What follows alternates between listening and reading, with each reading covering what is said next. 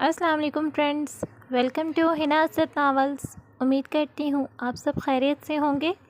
Friends, جس نے میرے چینل کو ابھی تک سبسکرائب نہیں کیا پلیز اسے جلدی سے سبسکرائب کر دیجیے اور بیل آئیکن کا بٹن کلک کرنا بالکل بھی مت بھولیے گا تاکہ آپ کو آنے والی ہر نئی چیز کی نوٹیفیکیشن موصول ہو سکے۔ فرینڈس، آپ کی تہہ دل سے مشکور ہوں۔ پچھلی ایپیسوڈ پر آپ نے بہت اچھا رسپانس دیا، اپنے رسپانس کو برقرار رکھیے گا۔ آئیے بنا وقت ضائع کیے چلتے ہیں آج کی قسط کی جانب۔ ناول جان من، قسط نمبر 34۔ تمہارے لبوں سے نکلے ایسے الفاظ برداشت نہیں کر پاؤں گا۔ تمہاری پلکوں کی جنبش اور نظروں کی بیگانگی، ہر ایک ادا سے تمہارے اندر کا حال جان سکتا ہوں، جس میں تمہاری خوشی۔ تم نے آزادی مانگی ہے نا؟ آج تم مجھ سے میری جان بھی مانگ لیتی تو انکار نہیں کرتا۔ دیکھا جائے تو مانگی جان ہی ہے۔ آخری کے الفاظ اس نے دل میں کہے۔ عازب خان کی آواز میں ایک درد تھا، ایک کرب کا سایہ اس کے چہرے پر لہرایا تھا۔ انائزہ نے لمحہ بھر کو اس کی سرد آنکھوں میں دیکھا، جہاں ہلکی سی نمی گھلنے لگی تھی۔ اس نے فوراً سے بیشتر نظریں چرا لیں۔ عازب خان شکست زدہ نظروں سے اسے دیکھتے ہوئے کسی ہارے ہوئے جواری کی طرح وہاں سے باہر نکل گیا۔ عازب خان، بہت جلد طلاق کے کاغذات تم تک پہنچ جائیں گے۔ ابھی وہ اپنی گاڑی کے قریب پہنچا ہی تھا کہ عقب سے سردار سبحان شاہ کی گمبھیر آواز اس کی سماعتوں سے ٹکرائی۔ کار کا دروازہ کھولتے عازب خان کا ہاتھ وہیں رک گیا۔ وہ کروفر سے شاہانہ چال چلتا ہوا سردار سبحان شاہ کے سامنے آ کر تن کر کھڑا ہو گیا۔ اس کے چہرے پر استہزائیہ مسکراہٹ اور آنکھوں میں چمک تھی۔ وہ سینے پر دونوں ہاتھ باندھے مکمل ان کی جانب متوجہ ہوا۔ سردار سائیں، میں ہمیشہ آپ کو مخلصانہ مشورہ دیتا ہوں، آج بھی دوں گا۔ یہ کاغذات کے چکروں میں پڑھ کر اپنا وقت برباد مت کریں۔ آپ کی پوتی نہ سمجھ ہے، لیکن آپ کا دماد تو بالکل آپ پر چلا گیا ہے۔ چال باز، حاضر دماغ، شاطر۔ سردار سبحان شاہ نے حیرت انگیز نظروں سے گرگٹ کی طرح رنگ بدلتے عازب خان کو دیکھا تو ٹھٹک کر رہ گئے۔ ہا ہا ہا، اوہ اچھا، آپ کہیں میرے اندر کی گئی باتوں کے بارے میں تو نہیں سوچ رہے؟ وہ کیا ہے نا سردار سائیں، میں اپنی بیوی کی رگ رگ سے واقف ہوں۔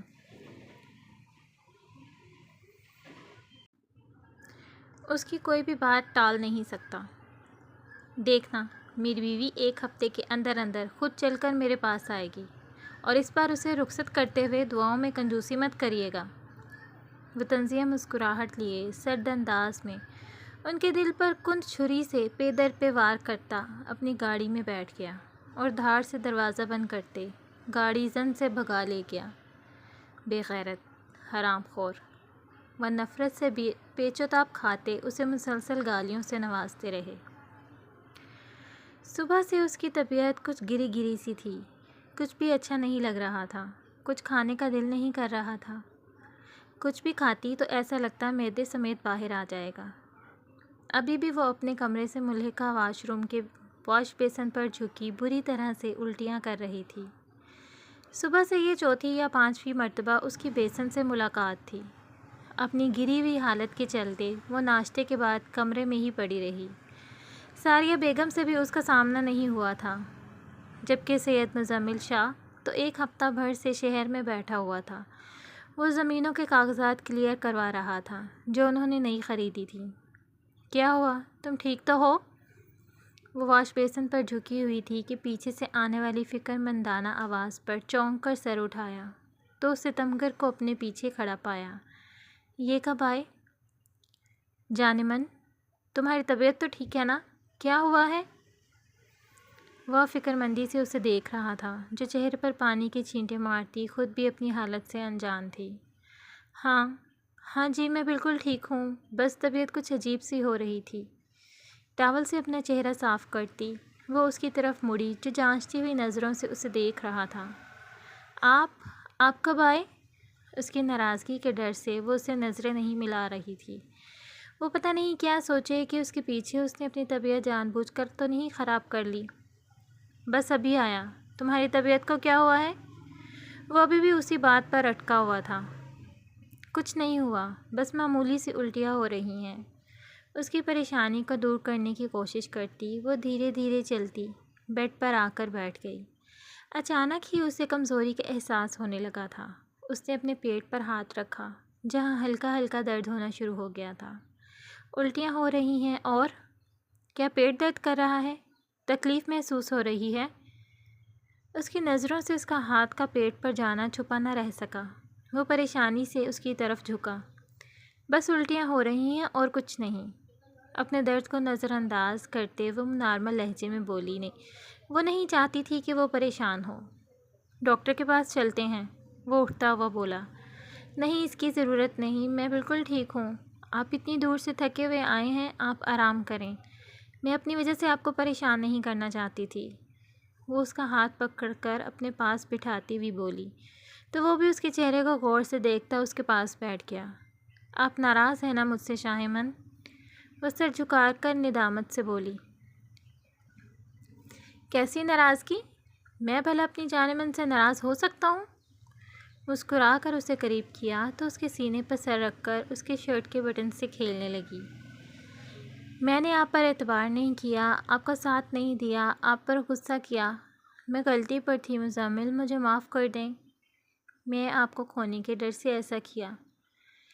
مجھے نہ جانے کیا ہو گیا تھا جو اتنا کچھ بول گئی تھی۔ حالانکہ مجھے آپ سے ڈر لگتا تھا۔ ان لڑکوں والے واقعے کے بعد آپ کا جلالی روپ دیکھ کر کس طرح آپ نے انہیں جھکنے اور معافی مانگنے پر مجبور کر دیا تھا۔ اس کی باتوں کو غور سے سنتا آخری بات پر چونک کر اس کی طرف دیکھا۔ کیا میں اتنا ڈراؤنی ہوں؟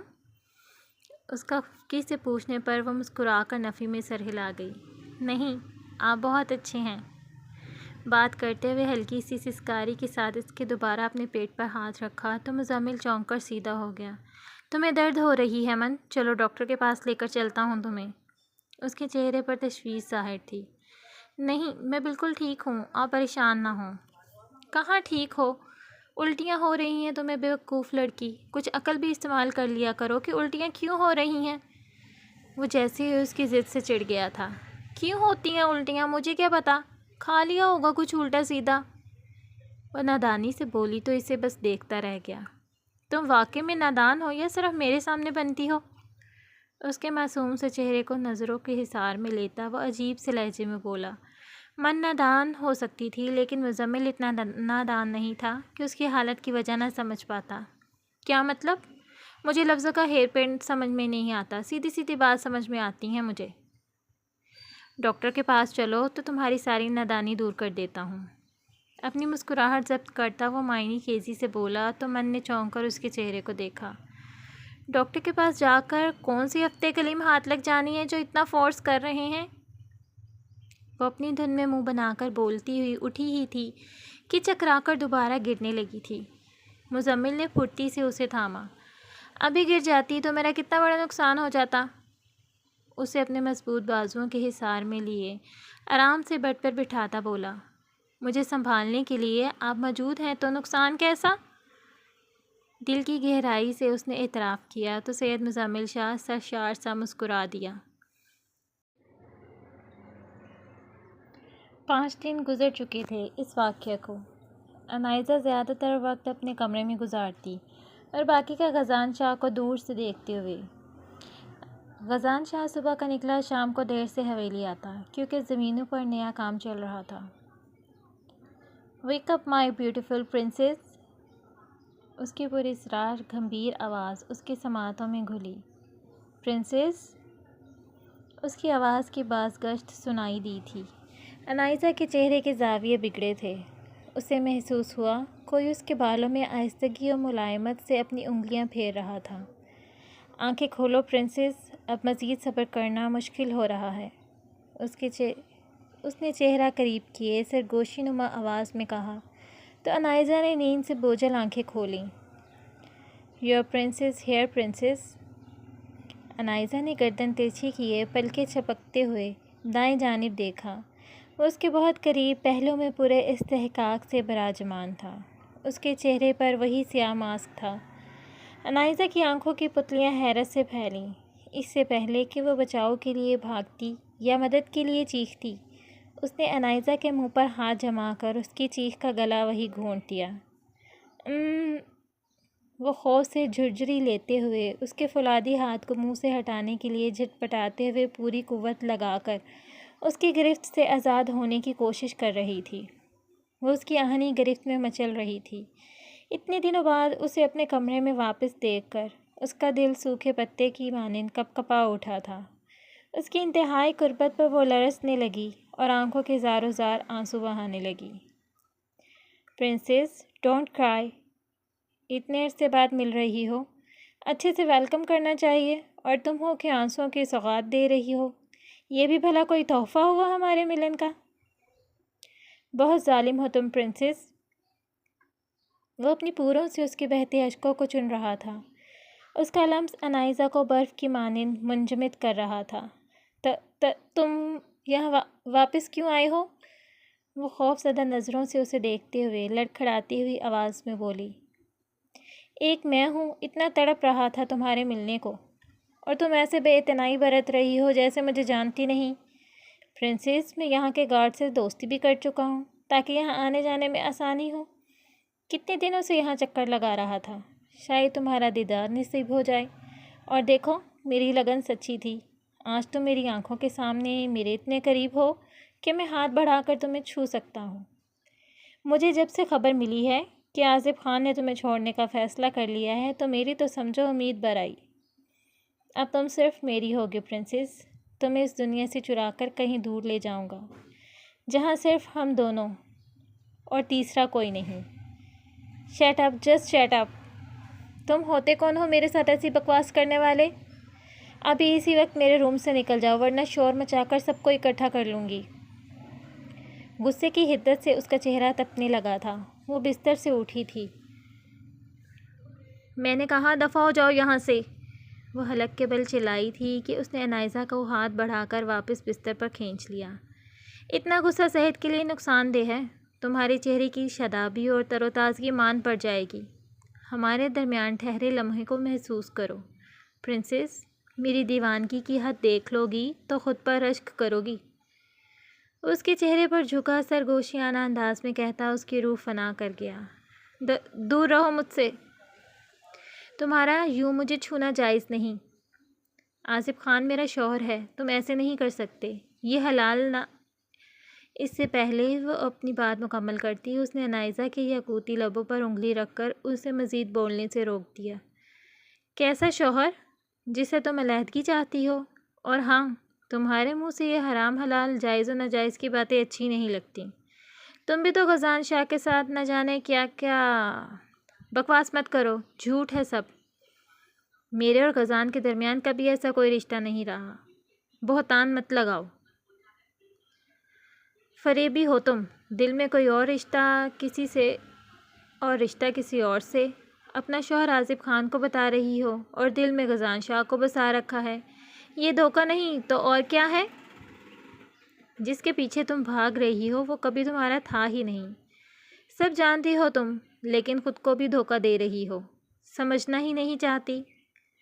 اس کے مقابل بیٹھے اس کی آنکھوں میں آنکھیں گاڑے سرد پن سے اسے حقیقت کا دل دہلا دینے والا آئینہ دکھا رہا تھا۔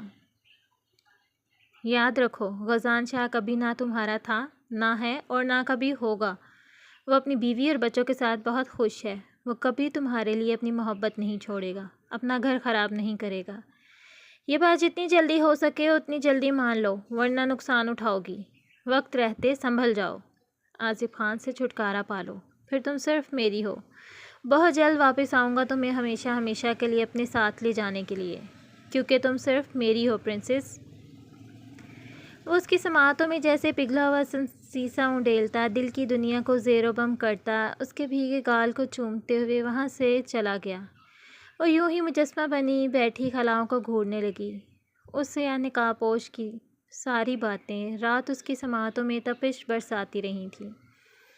اس نے جب صبح غزان شاہ کو صفا کے ساتھ مسکراتے ہوئے ایک ساتھ قدم سے قدم ملا کر کمرے سے باہر نکلتے دیکھا تو اس کی آنکھیں ایک بار پھر جھلملانے لگیں۔ اس نے چہرے کا رخ پھیر لیا۔ آنسو پلکوں کی بار توڑے چپکے سے گالوں پر پھسلنے لگے۔ اس کے لبوں سے دلدوز سسکی نکلی تھی۔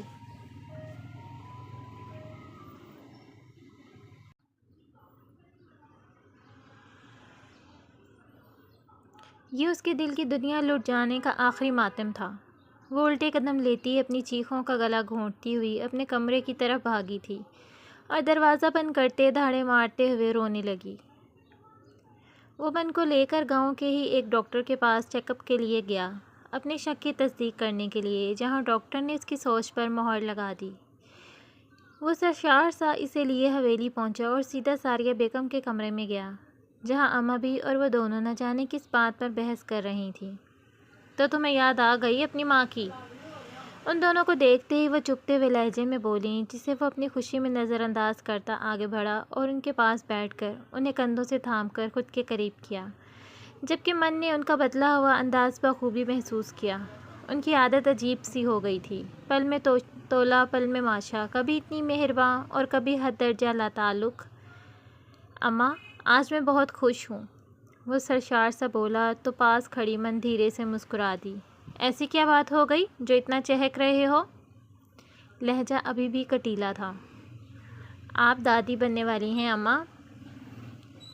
چلو شکر ہے، تمہیں احساس تو ہوا اس حویلی کو وارث چاہیے، اماں بی نے خوشی سے لبریز انداز میں کہا۔ ایسے کیسے ہو سکتا ہے اماں بی، آپ غلط سمجھ رہی ہیں۔ اپنی بات پر زور دیتی وہ ان کے پاس سے اٹھ کھڑی ہوئی۔ اب حیران ہونے کی باری مزمل اور من کی تھی۔ انہوں نے حیرانی سے پہلے اماں بی کو دیکھا، جن کا خوشی سے چہرہ چمک رہا تھا، لیکن ساریہ بیگم کے چہرے کی چمک مان پڑ گئی تھی۔ من اور مزمل نے جانچتی ہوئی نظروں سے ساریہ بیگم کو دیکھا۔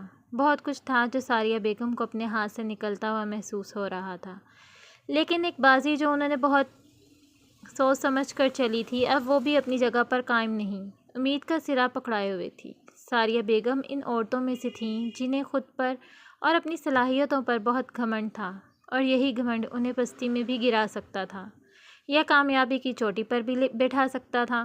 سب وقت کا کھیل تھا، اور وقت اپنا کھیل بہت وقت پر کھیلتا ہے، بس انسان ہی ہے جو کافی جلد باز واقع ہوا ہے۔ ان کے منہ سے غلطی سے کچھ نکلنے والا تھا، لیکن ان کی شاطرانہ اور حاضر دماغی کی وجہ سے وہ ہمیشہ فتح یاب ہوئی تھیں۔ اس بات کا کیا مطلب؟ من کیوں ماں نہیں بن سکتی؟ مزمل نے تشویش بھرے انداز میں استفسار کیا۔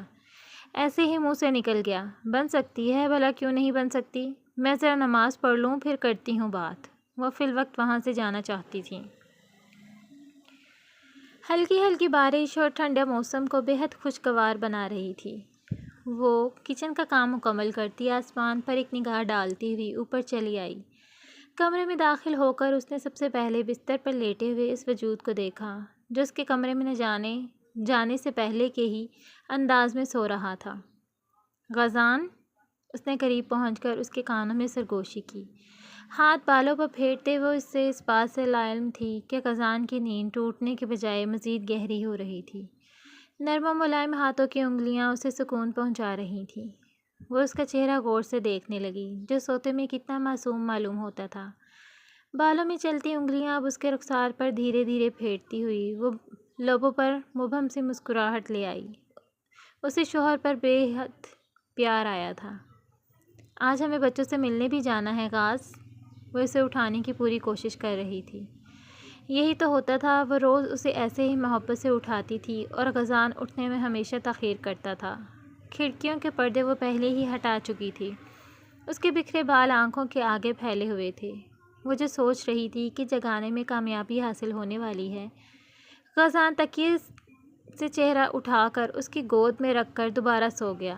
صفا کا منہ حیرت سے کھلا۔ ناشتہ ٹھنڈا ہو رہا ہے اور آپ کہتے ہیں کہ جلدی اٹھنا چاہیے، بیوی کو زیادہ انتظار نہیں کروانا چاہیے۔ اب ایک ہی راستہ تھا کہ اس پر اس کی باتیں لٹائی جائیں۔ وہ کامیاب رہی۔ غزان آنکھیں رگڑتا اٹھ کر بیٹھ گیا۔ جانا، گڈ مارننگ تو ٹھیک سے کر دیتی۔ صفا نے اسے اٹھتے دیکھا تو مطمئن ہو کر ڈریسر کی جانب بڑھ گئی۔ شاور وہ پہلے ہی لے چکی تھی، جس کی وجہ سے بال گیلے تھے۔ جی، اس نے ہیئر ڈرائر نکال کر آن کرنا چاہا۔ جانا، کتنی دفعہ کہا ہے گیلے بالوں سمیت میرے سامنے نہ آیا کریں، میں ضبط کھونے لگتا ہوں۔ وہ خفا خواص سا لہجے میں بولا تو وہ اٹھ کھڑا ہوا۔ اپنی پیشانی پر جو بکھرے ہوئے بال تھے ان پر دھیرے سے ہاتھ پھیرتے ہوئے وہ بستر سے کپڑے اٹھاتا واش روم کی جانب بڑھ گیا، جبکہ صفا نے گہری سانس خارج کرتے ہوئے اس کی بات کا مطلب سمجھ کر دھیما سا مسکرائی تھی۔ وہ بال کو خشک کرتے ہوئے ان پر برش پھیرنے لگی۔ غزان 15 منٹ بعد واش روم سے باہر نکلا۔ بالوں سے پانی کی بوندیں ٹپک کر کارپیٹ پہ جذب ہونے لگیں۔ صفا جو اپنی غزالی بڑی بڑی آنکھوں میں کاجل لگا رہی تھی، اسے باہر آتے دیکھ کر اس کی جانب بڑھی، تولیے کو بالوں میں رگڑنے میں اس کی مدد کرنے لگی۔ کشادہ چوڑا سینہ اور بھرے بھرے بازو، وہ اس سے قد میں اتنا لمبا تھا کہ صفا کو ایڑی کچھ اٹھا کر اس کے بالوں پر ہاتھ پھیرنا پڑ رہا تھا۔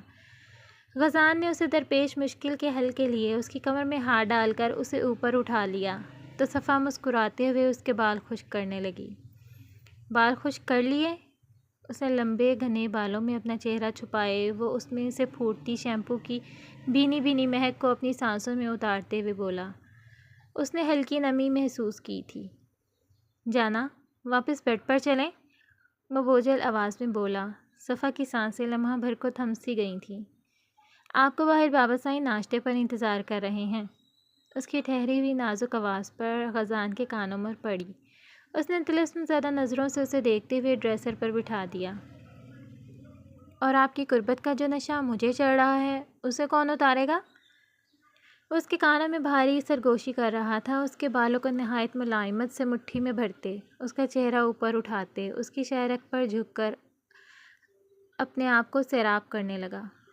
صفا نے اس کی شدت بھری جسارت پر اپنا نچلا لب دانتوں میں دباتے ہوئے اس کے بازوؤں کو تھام لیا۔ جانا، میرا دل چاہتا ہے کہ میں تمہیں اپنی تحویل میں لے کر ساری دنیا سے کنارہ کر لوں۔ سب کیا کہیں گے باہر، بس کریں۔ وہ فکر مند ہوئی، گہرا کاجل اس کی آنکھوں کی رونق بڑھا رہا تھا۔ باقی سب کو چھوڑو، اپنا بتاؤ، میری تشنگی بڑھا کر سکون ملتا ہے تمہیں؟ غزان نے اسے شانوں سے تھام کر استفسار کیا۔ بتاؤ جانا۔ اس کے رخسار پر ہاتھ پھیرتے ہوئے وہ اس کے تاثرات جانچنے لگا۔ صفا کی آنکھوں کی پتلیاں اس کے چہرے پر ٹھہر سی گئیں۔ اس نے کچھ کہنے کو منہ کھولا مگر سمجھ نہ آیا۔ غزان نے مسکراہٹ دبا کر اس کی غزالی آنکھوں میں دیکھا۔ ہائے غاز قربان! اس نے مسکراتے ہوئے اس کی پیشانی کو بہت محبت سے چوما تھا۔ نگاہ ساکھیِ نامہرباں، یہ کیا جانے کہ ٹوٹ جاتے ہیں خود دل کے ساتھ پیمانے۔ ملی جب ان سے نظر بس رہا تھا ایک جہاں، ہٹی نگاہ تو چاروں طرف تھے ویرانے۔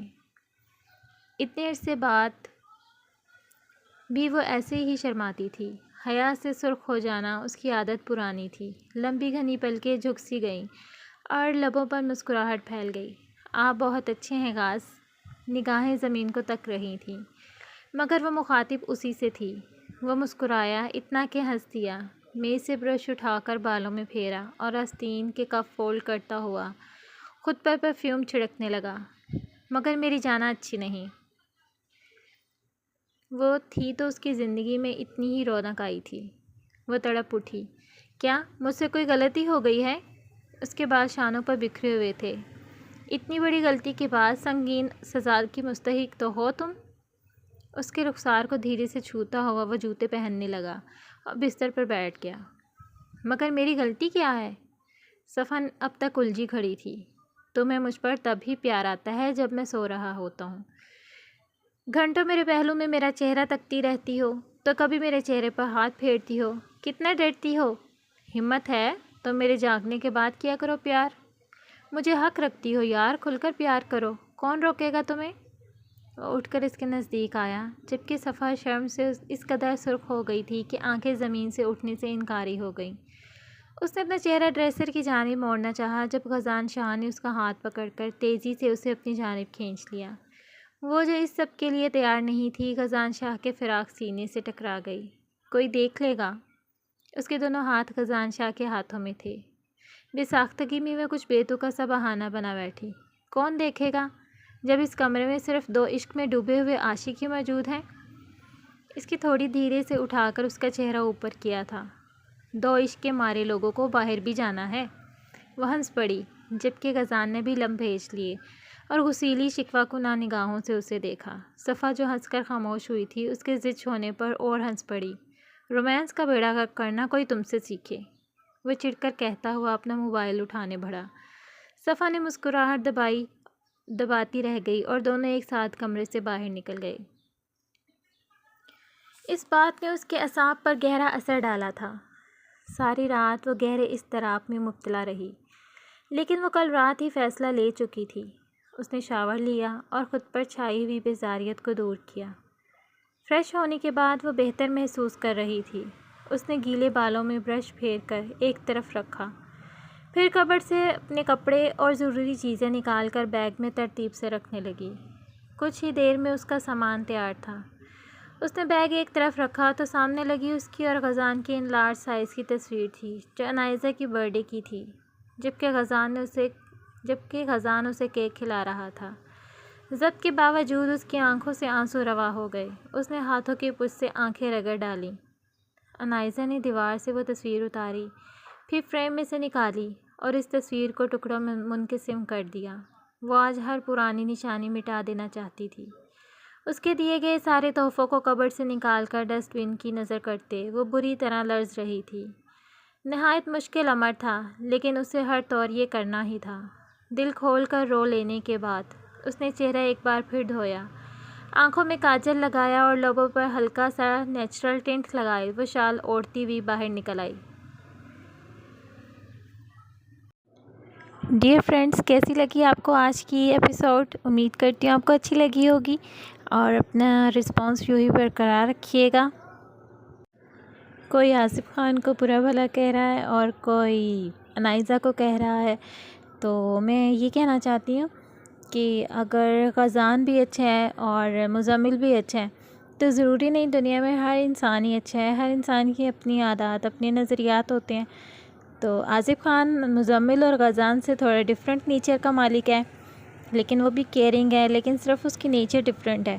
تو یہی میں دکھانا چاہتی ہوں کہ ہر انسان کی اپنی نیچر ہوتی ہے، اس کا اپنا ایک کریکٹر ہوتا ہے۔ تو ضروری نہیں دنیا میں ہر انسان ہی اچھا ہو، اور اگر وہ اچھا ہے بھی یا نہیں بھی، ہر ایک کی اپنی شخصیت ہوتی ہے۔ تو آپ پورا ناول پڑھیں، پھر اسے جج کریں۔ اگر آپ کو نہیں اچھا لگ رہا آصف خان کا کریکٹر تو اس کے لیے معذرت خواہ ہوں، لیکن بس میں نے تھوڑا ڈیفرنٹ لکھنے کی کوشش کی ہے۔ اگر دو کو اچھا بنایا تو ایک کو ذرا ڈیفرنٹ وے میں اچھا بنا دیا یا برا بنایا، یہ تو آپ ہی بہتر جانتے ہیں۔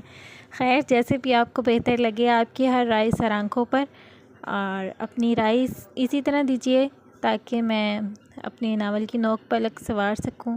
اس میں جو بھی کمی بیشی ہے مجھے بتایا کیجیے تاکہ میں اسے ٹھیک کر سکوں۔ اپنا بہت سا خیال رکھیے گا۔ انشاءاللہ جلدی ملتے ہیں نیکسٹ قسط کے ساتھ۔ تب تک کے لیے اللہ حافظ۔